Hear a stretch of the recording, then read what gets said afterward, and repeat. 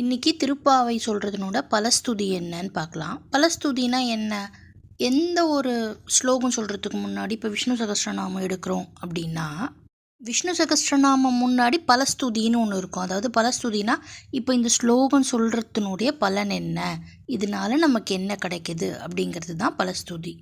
திருப்பாவை சொல்கிறதுனால நமக்கு என்ன ஆகுதான்னா பக்தி ஜாஸ்தி ஆகுதான். ஸோ நேச்சுரலி பக்தி ஜாஸ்தி ஆகும்போது என்ன பண்ணோம், நம்மளோட கர்மா, நம்ம பண்ண பாவம் எல்லாம் கம்மியாக போயிடும். கர்மா போச்சுன்னா என்ன ஆகும், நேச்சுரலி மோட்சம் கிடைக்கும். ப்ளஸ் இந்த திருப்பாவை என்ன சொல்கிறாங்கன்னா தமிழ் வேதம் அப்படின்னு சொல்கிறாங்க. நம்ம எல்லாருக்குமே தெரியும் வேதங்கிறது சான்ஸ்கிரிட்டில் எழுதப்பட்டது. ஆனால் அந்த வேதத்தை எல்லா சமூகத்தினாலையும் படிக்க முடியாது இல்லையா. அது ஒரு குறிப்பிட்ட சமூகத்தை சேர்ந்தவங்க தான் அந்த வேதத்தைங்கிறத படிக்க முடியும். வேதம் படிக்கணுன்னாலும் நம்ம ரொம்ப படித்த கற்றறிஞ்ச புத்திசாலியாக இருக்கணும். அது இந்த சான்ஸ்கிரிட்டுன்னு வேதத்தினோட அர்த்தம் புரியணும்னு நமக்கு எந்த அளவுக்கு ஒரு அறிவு இருந்தால் அந்த வேதத்தினோட அர்த்தம் நம்மளால் படித்து புரிஞ்சிக்க முடியும். ஸோ அது அன்றாட வாழ்க்கையில் எளிமையான மானிடர்களுக்கு அது பண்ண முடியாது.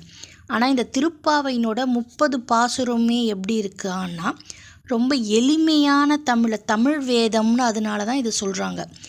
எளிமையான தமிழில் இருக்குது. அது எப்படி எளிமையான தமிழில் இருக்குன்னா, ஒரு 15 வயசு குழந்தை, ஏன்னா ஆண்டாள் கிட்டத்தட்ட இது பாசுரம் பாடும்போது அவங்களுக்கு 15 வயசு தானே.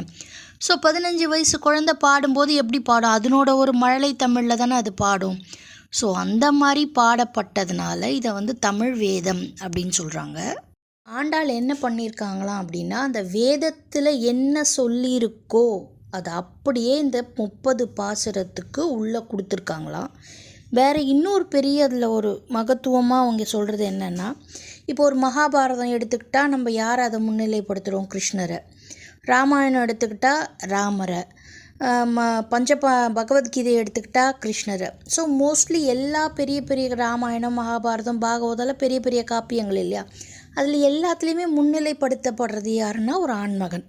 ஆனால் திருப்பாவையை பாடினது யாருன்னு பார்த்தீங்கன்னா ஒரு லேடி இல்லையா, ஒரு குழந்தை. ஸோ இந்த மாதிரி காப்பியங்கள் தமிழ் இலக்கியத்தில் கம்மி. அதனாலேயும் திருப்பாவை ரொம்ப சிறந்ததுன்னு சொல்கிறாங்க. அது மட்டும் இல்லாமல் இந்த 30 பாசுரமுமே ஆண்டாள் எப்படி கொடுத்துருக்காங்கன்னா சீக்வென்சிங். அதாவது ஃபஸ்ட்டு என்ன பண்ணணும், இப்போ ஒரு சின்ன குழந்தைக்கு நம்ம ஒரு விஷயம் கற்றுக் கொடுக்கும்போது எப்படி கற்றுப்போம், கண்ணா நீ முதல்ல ஏந்துக்கோ, ஏந்த உடனே குளிச்ச உடனே சாப்பிடு, ட்ரெஸ்ஸை போடுன்னு ஒரு சீக்வென்சிங் ஆர்டரில் சொல்லுவோம்ல, அதே மாதிரி தான் ஆண்டாள் நாச்சியார் என்ன பண்ணியிருக்காங்களாம், 30 பாட்டுமே சீக்வென்சிங் ஆர்டரில் கொடுத்துருக்காங்க. ஸோ அதுவும் இதனோட சிறப்பு. தேங்க்யூ.